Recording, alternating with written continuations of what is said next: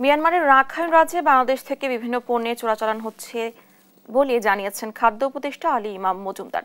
বৃহস্পতিবার দুপুরে কক্সবাজার জেলা প্রশাসক কার্যালয়ে খাদ্যশস্য চোরাচালান প্রতিরোধ ব্যবস্থা জোরদারকরণ সম্পর্কিত মতবিনিময় সভায় এই কথা বলেন তিনি।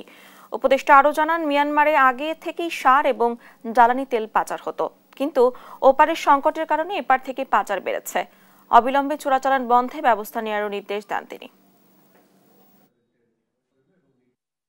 আরাকান রাজ্যে একটা গৃহযুদ্ধ জনিত কারণে ওখানে খাদ্য সংকট হতে পারে বলে আশঙ্কা করা যাচ্ছে।